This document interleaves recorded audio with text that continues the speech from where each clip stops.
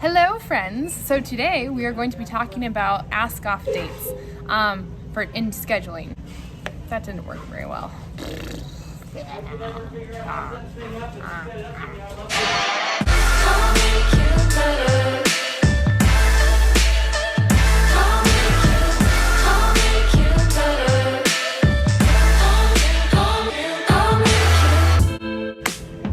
Starting over. So today we are going to be talking about scheduling. Dun, dun, dun, dun. Hi team. So today I want to talk to you guys about asking off time requests for the scheduling. So previous to a couple weeks ago, our policy was the week that I would create the schedule. So if we have a calendar here, if you wanted to ask off time for the week of the 15th, you had up until midnight on the 8th to request off. Now we actually have changed that, and if you have looked at our handbook and policy procedures, you'll probably see that.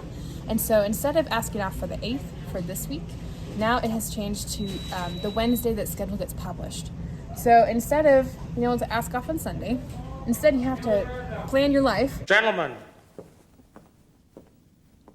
I have a plan.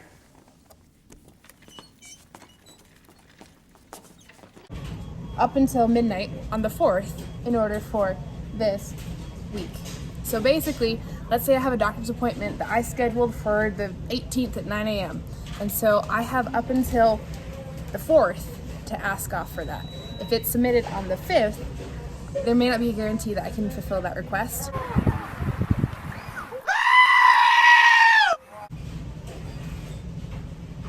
And the reasoning behind this is mainly so that I can help facilitate getting the schedule out on time.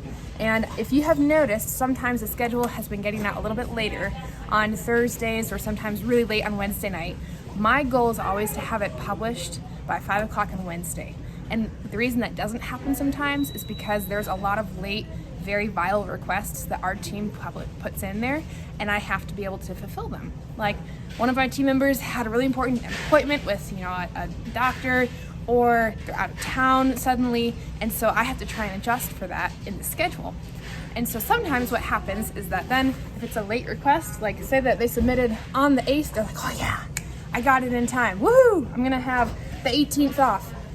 That's actually, let's see, 1, 2, 3, 4 days past the deadline. And so if you see a request that was denied, it usually has that written in there. So I just want to help clarify that with some of you to make sure that we're all on the same page. And I want to be able to give you as much time off as you need in a timely way, but I also need your help with this to make sure that it's put in on time so I can get the schedule published to you guys on time. Thank you so much.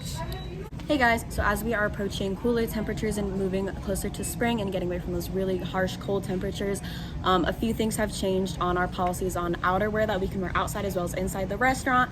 So this is going to mean only Chick-fil-A apparel like the parkas, anything from this Chick-fil-A apparel website, as well as the Patagonia's brand has provided. And then as far as undershirts go, only long sleeve black shirts can be worn under those red polos. So just to clarify, this means no hoodies, no personal jackets or anything like that. If you have any questions, please feel free to ask any leader, or if you'd like to order something off the Chick-fil-A apparel website, a leader can help you with that as well. And the next thing I wanted to talk about is how we're going to be focusing on improving our fry quality specifically and the quality of everything we put into the shoots. This does refer to both front of house and back of house, so don't just tune out if you're front of house. What this is going to mean for front of house specifically is that a lot of times we get extra things like spicy deluxes, mac and cheese, grilled nuggets, anything with lettuce or tomato on, or really any specials, and they'll be extra or they'll be missed, so we'll keep them in the shoots and then we'll use them for an order down the road. The reason that this is an issue is because all those products that I just mentioned actually need to be served immediately for them to uphold their quality time. And so anytime we have extra anything, there's a couple things we can do. One, if you notice it as soon as it comes up and you don't need it, you can go ahead and give it back to kitchen. Hopefully they can use it for something else.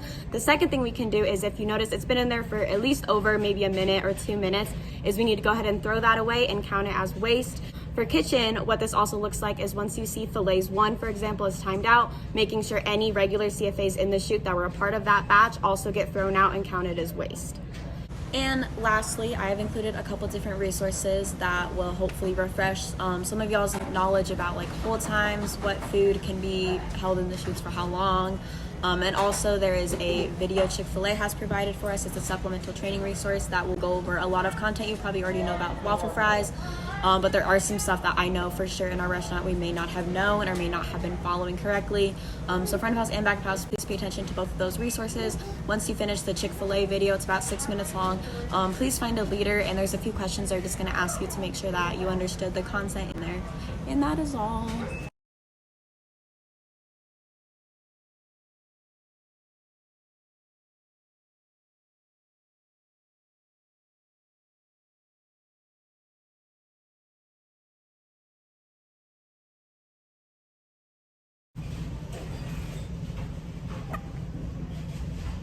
I had something else I need to talk about.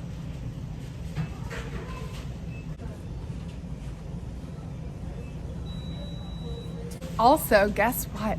If you have noticed, in our dining room, there is a lot of extra space. We will be opening our restaurant for carryout orders. So when a guest comes in wanting to place an order, we say, absolutely, how may I serve you? And we'll take them to a register, we'll take their order, get their name, as well as make all the drinks that they need, and then ask them to wait by the pickup sign. After that point, we'll go ahead and bag it just as if it is the front counter bagger will be bagging it, and then we'll lead it out to them and they can exit through the double doors. This is our way of easing back into having guests in our restaurant, and it is incredibly important to me that we make sure our guests feel welcome and also appreciated, especially during this time. The reason behind some of this is that, especially as Colorado has moved to a code blue, I believe, for the COVID restrictions, a lot of other restaurants are starting to open back up again, and so it is my expectation that we'll be able to serve our guests well, especially during this time, and hopefully move more towards a dine-in experience somewhat soon. I don't really have any firm details on that yet, but I will keep you posted as we get there.